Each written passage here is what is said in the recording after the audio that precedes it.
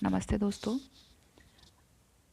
ये जो है मेरी पहली वीडियो है, ठीक है, जहाँ पे हम यूपीएससी की प्रिपरेशन के लिए वीडियो बना रहे हैं, ठीक है, या फिर यहाँ पे हम यूपीएससी की तैयारी करेंगे। ठीक, मैं सबसे पहले एक जो है सब्जेक्ट उठा रही हूँ, वो है पॉलिटी। देखिए, वैसे तो कोई सा भी हम सब्जेक्ट उठा सकते हैं जब हम पहली बार कर रहे हैं, लेकिन जनरली लोग जो है ना पॉलिटी को प्रेफर करते हैं, वो क्योंकि लोगों को जल्दी समझ आती है। ठीक है, थोड़ी अंडरस्टैंडिंग होती है, थोड़ा इंटरेस्ट आता है पढ़ने में। स्टार्टिंग में हिस्ट्री पढ़ना शायद कुछ लोगों को बोरिंग लग सकता है, तो इसलिए हम लोग पॉलिटी से शुरू कर रहे हैं। ठीक है, ये पहली वीडियो है और ये जो मैंने बुक ली है वो मैंने लक्ष्मीकांत के लिए, मेरे पास में थोड़ा पुराना एडिशन था, 6th एडिशन है। आपके पास जो हो आप उसी से पढ़िए। ठीक है, हम लोग शुरू करते हैं। ठीक है, आपको कुछ भी प्रॉब्लम हो तो आप लोग बताइएगा। और हाँ, एक चीज़ और, देखिए इसको हम रखेंगे कैसे, इसकी प्लानिंग कैसे करेंगे, इस कोर्स को शुरू कैसे करेंगे, ये सब चीज़ें जो हैं ये आपके लोगों के बहुत दिमाग में आ रही होगी। देखिए, हम लोग सिर्फ सिलेबस कंप्लीट करने पे फोकस नहीं करेंगे या फिर पढ़ने पे फोकस नहीं करेंगे, हम लोग रिवीजन पे ही फोकस करेंगे। हम लोग ऐसा कर सकते हैं कि हम लोग एक सप्ताह पूरा पढ़ा करेंगे और संडे का दिन रखा करेंगे जहाँ पे हम जो भी हमने पूरे वीक में पढ़ा है उसको हम संडे रिवाइज कर ले। ठीक है, और हम साथ साथ PYQs भी सॉल्व करते चलेंगे, या फिर ऐसा कर सकते हैं हम वीकेंड्स पे कर सकते हैं PYQs। ठीक है, जैसे भी आप लोग बताएंगे वैसे हम कर सकते हैं। ठीक है, ताकि हम लोग साथ साथ तैयारी भी करें और साथ साथ PYQs को सॉल्व भी करते चलें। ठीक है, चलिए अब हम लोग ना शुरू करते हैं। तो हमारा पहला चैप्टर है हिस्टोरिकल बैकग्राउंड का। ठीक है, देखिए हिस्टोरिकल बैकग्राउंड में क्या बताया रखा है।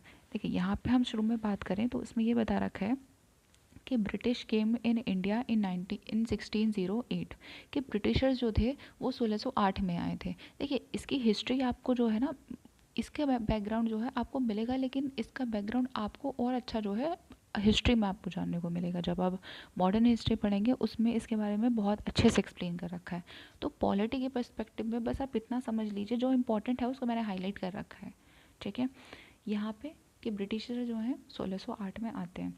अच्छा देखिए, यहाँ पे क्या होता है कि आप हिस्टोरिकल बैकग्राउंड में समझेंगे कि यहाँ पे रूल्स आते हैं, एक्ट आते हैं, बहुत सारी चीज़ें आती हैं कि इन सब का मतलब क्या है। जब मैंने स्टार्टिंग में पढ़ना शुरू करा था तो मुझे भी थोड़ा इसमें कन्फ्यूज़न हुआ था। तो देखिए इसमें क्या होता है कि इसमें कुछ कंपनीज़ के द्वारा एक्ट बनाए जाते हैं। देखिए सबसे पहले क्या था कि ब्रिटिशर, आपको एक चीज़ के बारे में ज़रूर पता होना चाहिए, एक होता है ब्रिटिश रूल और एक होता है कंपनी रूल।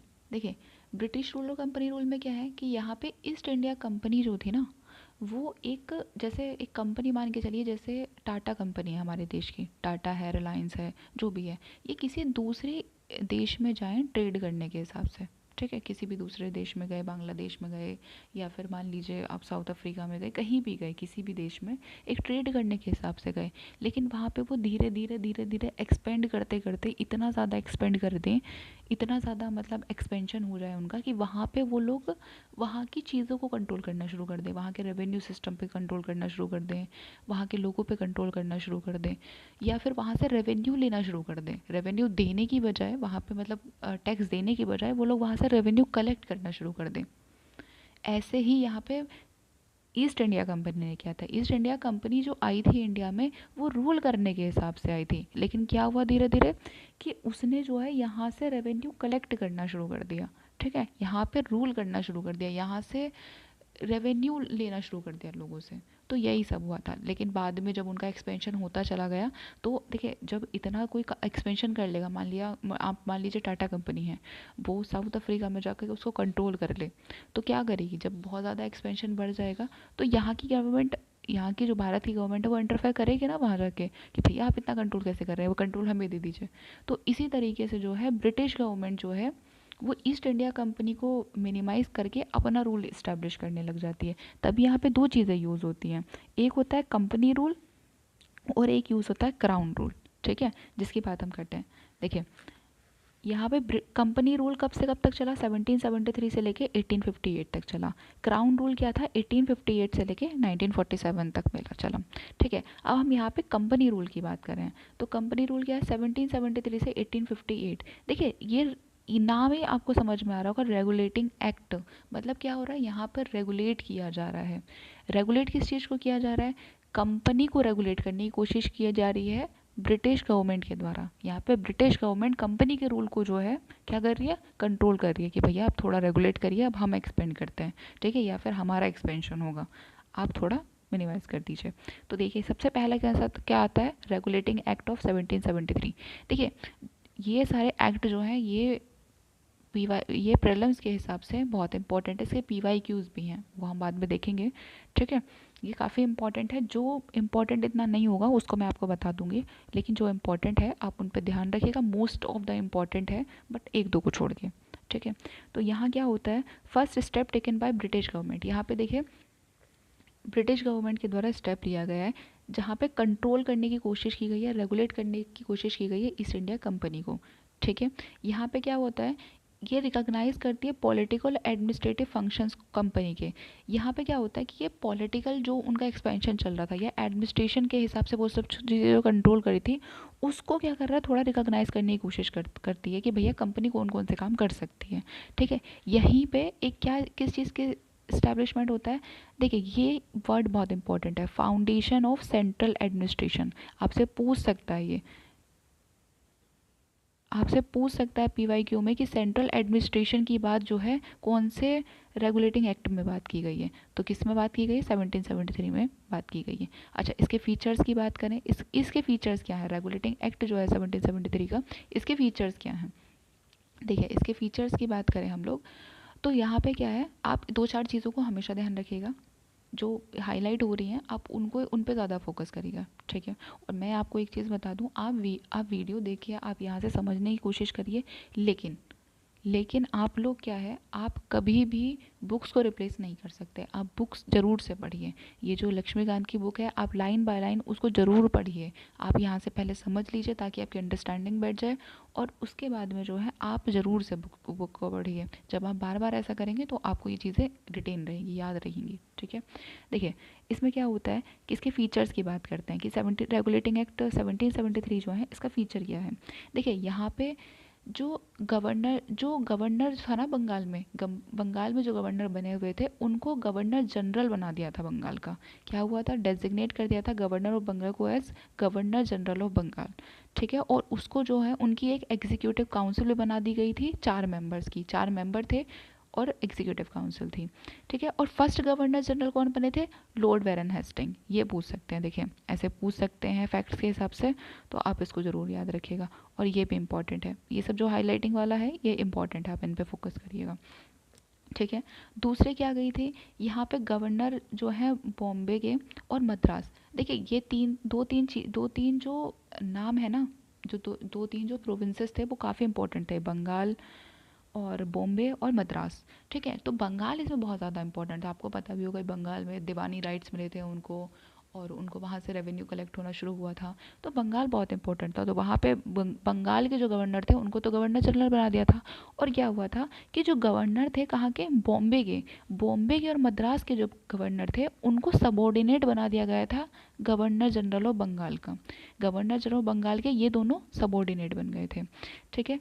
और यहाँ पे क्या था, लेकिन पहले क्या होता था कि ये तीनों प्रेसिडेंसीज जो थी वो अलग अलग काम करती थी। जैसे आप ये मान के चलिए कि यहाँ पे बंगाल है, ठीक है, यहाँ पे बॉम्बे है, ठीक है, और यहाँ पे मद्रास है। तो पहले क्या था कि ये तीनों जो हैं अलग अलग काम करती थी, इनका अलग था इनका अलग था, जैसे अब चलता है भाई यूपी अलग है, हरियाणा अलग है, पंजाब अलग है, ये सब अलग हैं। लेकिन जब ये रेगुलेटिंग एक्ट आया तो उन्होंने क्या करा, जो बंगाल के थे इनको तो गवर्नर जनरल ऑफ बंगाल बना दिया, और इनको जो है इनका सबॉर्डिनेट बना दिया, ये सबॉर्डिनेट बन गए इनके, ठीक है।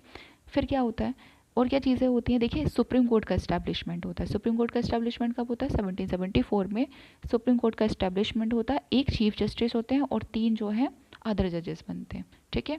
तो आप ध्यान रखिएगा कि यहाँ पे 4 लोग होते हैं, एक तो 3 अदर जजेस होते हैं और एक चीफ जस्टिस होते हैं, ठीक है। और सुप्रीम कोर्ट को इस्टेब्लिश किया जाता है कैलकटा में। देखिए बंगाल से रिलेटेड सब बात हो रही है तो कैलकटा में ही होंगे ऑब्वियसली। और 1773 का एक्ट था तो 1774 में ऐसा किया जाता है, एक साल बाद। ठीक है, देखिए एक चीज़ और यहाँ पे होती है कि कंपनी के जो सर्वेंट्स थे, मतलब ब्रिटिश जो ईस्ट इंडिया कंपनी जो थी, उनके जो सर्वेंट थे, उसमें जो लोग काम करते थे, उनको मना कर दिया गया था कि भैया आप किसी भी तरीके से प्राइवेट ट्रेड नहीं कर सकते। ठीक है, या फिर कोई भी गिफ्ट वगैरह आप नहीं ले सकते। पता चला कि भैया आपको 1 लाख रुपए दे दिया किसी राजा ने, तो आप लोग ले लिए, या आप ब्राइब नहीं कर सकते।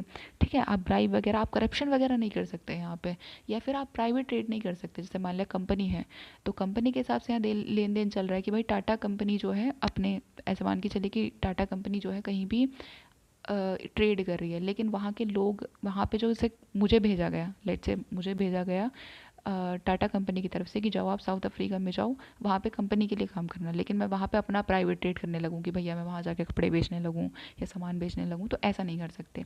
ठीक है, यहाँ पे क्या है, रोका गया कि सर्वेंट्स जो है कंपनी के, वो ब्राइब नहीं ले सकते, किसी भी तरीके करप्शन नहीं कर सकते, प्रेजेंट्स नहीं ले सकते, कोई भी गिफ्ट नहीं ले सकते, और प्राइवेट ट्रेड नहीं कर सकते।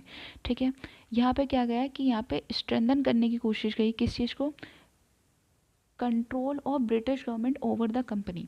देखिए यहाँ पे ब्रिटिश गवर्नमेंट का कंट्रोल रखा गया कंपनी के ऊपर, उसको स्ट्रेंथन किया गया कि कंपनी है इसके ऊपर और कंट्रोल बढ़ गया ब्रिटिश का। इसको इसको कहा गया कि भैया कंपनी के ऊपर और कंट्रोल बढ़ा दिया जाएगा, किसका, ब्रिटिश गवर्नमेंट का। ठीक है, ताकि जो कंपनी है उसको रेगुलेट किया जा सके। अब देखिए ये है अमेंडिंग एक्ट ऑफ 1781। देखिए ये एक्ट इतना इम्पोर्टेंट नहीं है, इसके बारे में इतना इम्पोर्टेंट नहीं है, ये आप इसको चाहे तो स्किप भी कर सकते हैं बस, लेकिन आप क्या करिएगा, आप इसको पढ़ के छोड़ दीजिएगा। ठीक है, एक सेकेंड।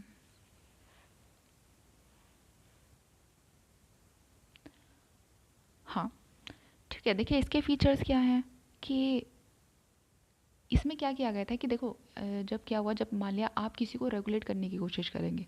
देखिए अभी तक तो ईस्ट इंडिया कंपनी खुला काम कर रही थी, उसको कोई रोक टोक नहीं थी, लेकिन अचानक से ब्रिटिश गवर्नमेंट ने आकर उनको रोक टोक करनी शुरू कर दी कि आप ऐसा नहीं कर सकते, ऐसा नहीं कर सकते, ऐसा नहीं कर सकते। तो उनको थोड़ा गुस्सा आने लगा, अरे यार हमने तो कंट्रोल इस्टेब्लिश किया, अब ये आगे हमें कंट्रोल करने लगे।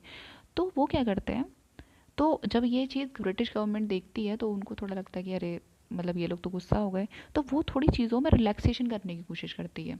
ठीक है, कि चलो भैया थोड़ी छूट दे दी जाए इन कंपनी वालों को। तो क्या छूट देती है वो, छूट वो ये देती है कि गवर्नर जनरल और उसकी काउंसिल जो है उसको एग्जेम्प्ट कर दिया जाता है कि भैया आप सुप्रीम कोर्ट के जुरिस्डिक्शन में नहीं आएंगे। देखिए ये हो गया कि मतलब सुप्रीम कोर्ट उस टाइम पे इस्टेब्लिश हो चुकी थी 1774 में, तो ये कर दिया गया कि मान लिया कोई गलती हो गई उस गवर्नर जनरल से या उसकी काउंसिल के लोगों से। ठीक है, अगर उनके साथ ऐसा कुछ होता है तो उनको जो है, या फिर उनके द्वारा कोई भी एक्ट किया गया, मान लिया उन्होंने कोई ऐसा रूल बना दिया जो बहुत ही ख़राब है, मान लिया उन्होंने आज से बना दिया कि भाई आज से जो है जो टैक्स नहीं देगा उसको फांसी की सज़ा दे दी जाएगी। अगर उन्होंने ऐसा किया भी है ना, जो इतना गलत सा रूल उन्होंने बना दिया, तो भी वो सुप्रीम कोर्ट में उनके उनके अगेंस्ट जो है कार्रवाई नहीं होगी, उनके अगेंस्ट जुरिस्डिक्शन नहीं हो सकता। ठीक है, तो ये सब चीज़ें की गई। अच्छा इसमें क्या हो, similarly it is also exempted the servants of company. यही रूल कंपनी वालों की, कंपनी वाले कितना भी मतलब लोगों पर अत्याचार कर लें, कुछ भी कर लें, लेकिन उनको क्या है, उनको सुप्रीम कोर्ट में, वो सुप्रीम कोर्ट के अंडर जुरिस्डिक्शन में नहीं आते कि सुप्रीम कोर्ट उन पर कुछ नहीं कर सकती, उनके अगेंस्ट कुछ नहीं कर पाएगी। तभी तो इतना ऑपरेशन होता था, वो होता था लोगों का, इतना अत्याचार होता था उन लोगों पे। ठीक है, तो यहाँ पे क्या हुआ कि यहाँ पे क्या गया कि it exclude the revenue matters and collection of revenue from supreme court, कि सुप्रीम कोर्ट जो है रेवेन्यू मैटर्स में इंटरफेयर नहीं कर सकती कि कलेक्शंस कैसे हो रहा है रेवेन्यू का, या फिर रेवेन्यू मैटर्स में कैसे इंटरफेयर किया जा रहा है, इन सब से एक्सक्लूड कर दिया गया। रेवेन्यू मैटर में बोलेगी नहीं सुप्रीम कोर्ट। ठीक है, कि वो कुछ भी रेवेन्यू लें, कितना भी लें, कोई मतलब नहीं है, लोगों को खाना मिल रहा है नहीं मिल रहा है, उनको अपने रेवेन्यू से मतलब है, और अगर सुप्रीम कोर्ट के गलत भी लग रहा है तो भी वो कुछ नहीं कर सकती। ठीक, अच्छा यहाँ पे देखें, it provided that the Supreme Court was to have jurisdiction over all the inhabitant of Calcutta, कि देखिए कैलकाटा के जितने लोग थे वो सारे किसके जुरिस्डिक्शन में आते थे, वो सुप्रीम कोर्ट के जुरिस्डिक्शन में आते थे। ठीक है, कि अगर कुछ भी वहाँ के लोगों को प्रॉब्लम है तो वो लोग जा सकते हैं, वो सुप्रीम कोर्ट जा सकते हैं। ठीक है, एक और चीज़ थी यहाँ पे, क्या था कि हिंदू को हिंदू लॉज के हिसाब से उनको मतलब ट्रीट किया जाएगा, और मुस्लिम्स को मोमडन लॉज के जो मॉमडन्स का जो लॉ होगा उसके हिसाब से उनको ट्रीट करा जाएगा। ठीक है, मॉमडन्स के हिसाब से जो लॉ बने होंगे उस हिसाब से उनको सज़ा मिलेगी, या फिर उसके हिसाब से उन पे कुछ भी मतलब लीगल जुरिस्डिक्शन रखा जाएगा, और हिंदू को हिंदू के हिसाब से जो है देखा जाएगा। ठीक है, ये इतना ही था, बस आप इसको एक बार पढ़ लीजिएगा। अच्छा, एक आता है पेट्स इंडिया लॉ, ये बहुत इंपॉर्टेंट है, इम्पॉर्टेंट, बहुत ज़्यादा इम्पॉर्टेंट है। ठीक है, इसमें क्या होता है, इसके फीचर्स क्या क्या थे देखिए। इसमें फीचर्स की बात की गई थी। अब यहाँ पे और धीरे धीरे देखिए, जो वहाँ की जो गवर्नमेंट थी, ब्रिटिश गवर्नमेंट थी, वो क्या कर रही थी, वो रेगुलेट करने की कोशिश कर ही रही थी। तो उन्होंने क्या करा है, 1784 में फिर से वो एक लॉ आया, वो लेके आते हैं, मतलब एक एक्ट लेके आते हैं। क्या कहते हैं वो, कि भैया आपके जो कंपनी वालों को कहती है कि आपके जो कमर्शियल और पॉलिटिकल फंक्शन है कंपनी के, उनको हम सेपरेट करते हैं। ठीक है, आपके कमर्शियल फंक्शन को हम अलग सेपरेट करते हैं, पॉलिटिकल फंक्शंस को। अभी तक क्या करी थी, कंपनी सब चीज़ों को कंट्रोल करी थी, चाहे उनके पॉलिटिकल हो, कमर्शियल हो, एडमिनिस्ट्रेटिव हो, जो भी है सब कंपनी कर रही थी। ठीक है, लेकिन अभी क्या करा उन्होंने कि नहीं, हम आपके कमर्शियल और पॉलिटिकल फंक्शंस को जो है अलग अलग कर देते हैं, इनको सेपरेट कर दिया। ठीक, फिर क्या किया गया, यहाँ पे it allowed the court of directors to manage the commercial function. देखिए, यहाँ पे दो चीज़ें बनाई गई, यहाँ पे दो चीज़ें बनाई गई, एक बनाए गए कोर्ट ऑफ डायरेक्टर्स। ठीक है, ये दिख रहा है आपको, यहाँ पे बनाए गए, एक बनाए गए कोर्ट ऑफ डायरेक्टर्स, और एक क्या बनाए गए, बोर्ड ऑफ कंट्रोल। अभी इन पे भी आता है बोर्ड ऑफ कंट्रोल का क्या काम था, अभी बताते हैं इसको। ठीक है, ये दो दो चीज़ें बनाई गई। तो अलाउ कर दिया गया किसको, कोर्ट ऑफ डायरेक्टर्स को, कि मैनेज करेंगे आप कमर्शियल अफेयर्स। ये क्या करेंगे, ये कमर्शियल अफेयर्स को मैनेज करेंगे, किसको, कमर्शियल अफेयर्स को। और बोर्ड ऑफ डायरेक्टर्स क्या करेंगे, बोर्ड ऑफ डायरेक्टर जो है वो पॉलिटिकल मैटर्स को देखेंगे। ठीक है, किसको देखेंगे, पॉलिटिकल अफेयर्स को। गवर्नमेंट के दो चीज़ें मैंने कहा गया था ना, दो चीज़ों को डिवाइड किया गया, एक कमर्शियल को और एक पॉलिटिकल फंक्शंस को। यहाँ पे क्या गया, कोर्ट ऑफ डायरेक्टर्स बनाए गए और बोर्ड ऑफ कंट्रोल बनाया गया। बोर्ड ऑफ कंट्रोल क्या करता है, देखिए आप ये समझ लीजिए कि बोर्ड ऑफ कंट्रोल है, सॉरी, ये board of control, board of control का काम क्या होता है, कंट्रोल करने वाली चीज़ें हैं। ठीक है, क्या है, कंट्रोल करने वाली चीज़ें हैं। तो कंट्रोल कौन करता है, हमारे यहाँ ऐसे समझ लीजिए कि गवर्नमेंट करती है, तो उसके पास पॉलिटिकल चीज़ें, पॉलिटिकल वाले जो होते हैं, पॉलिटिक्स वाले जो होते हैं, वही तो कंट्रोल करने की कोशिश करते हैं। तो क्या करेंगे, पॉलिटिक्स अफेयर वाले जो हैं उनके बोर्ड ऑफ कंट्रोल हो गया, और कोर्ट ऑफ डायरेक्टर्स को है, कोर्ट ऑफ डायरेक्टर्स किस में बनते हैं, कंपनीज में बनते हैं, तो उनको कमर्शियल फंक्शंस दे दिए, कमर्शियल अफेयर्स दे दिए गए। ठीक है, इसी को क्या कहा गया, it established a system of double government. यहीं से जो है एक डबल गवर्नमेंट का सिस्टम जो है शुरू हुआ, ये डबल गवर्नमेंट की शुरुआत हुई, जहाँ पे दो चीज़ें थी, सीओडी और बीओसी। सीओडी में क्या आता था, कोर्ट ऑफ डायरेक्टर्स, बीओसी में क्या आता था, बोर्ड ऑफ कंट्रोल। ठीक है, यहाँ यहीं से देखिए, ये इंपॉर्टेंट है ये वर्ड, यह ध्यान रखिएगा, सिस्टम ऑफ डबल गवर्नमेंट। पूछ सकते हैं कि सिस्टम ऑफ डबल गवर्नमेंट की शुरुआत कौन से एक्ट से की गई थी, तो पेट्स इंडिया एक्ट ऑफ 1784। ठीक है, यहाँ पे क्या गया, यहाँ पे एम्पावर किया गया बोर्ड ऑफ कंट्रोल वालों को, इनको बीओसी वालों को, बोर्ड ऑफ कंट्रोल को एम्पावर किया गया कि भैया आप सुपरवाइज करेंगे और डायरेक्ट करेंगे ऑल ऑपरेशंस। कौन कौन से operation, civil and military government और revenues of British possession in India. कि आप क्या करेंगे, आप सुपरवाइज करेंगे, कंट्रोल करेंगे, डायरेक्ट करेंगे सारे ऑपरेशंस, सिविल के भी, मिलिट्री गवर्नमेंट के भी, और रेवेन्यू से रिलेटेड भी। देखिए, ये सब काम तो देखती भी ना वैसे भी गवर्नमेंट, कौन कौन से, सिविल का काम भी देखती है, लोगों के लिए देखती है, सिविल सिविल सब सही चल रहा है, सिविल गवर्नमेंट सही चल रही है कि नहीं चल रही है, मिलिट्री पे ध्यान ध्यान जो है वो इनका रहता है। मतलब आप इस तरीके समझ के चलिए ना कि गवर्नमेंट किस किस चीज़ को कंट्रोल करती है, तो इन सब चीज़ों को कंट्रोल करती है, सिविल को कंट्रोल करती है, मिलिट्री को कंट्रोल करती है, और रेवेन्यूज़ को कंट्रोल करती है। ठीक है, तो यहाँ पे बोर्ड ऑफ कंट्रोल को पावर दे दी गई। ठीक, ये क्या हुआ कि ये सिग्निफिकेंट रहा दो रीजंस की वजह से, दो रीजंस की वजह से सिग्निफिकेंट क्यों रहा, the companies territory in India were for the first time called the British possession, and second, British government was given the supreme control over companies affair and administration in India.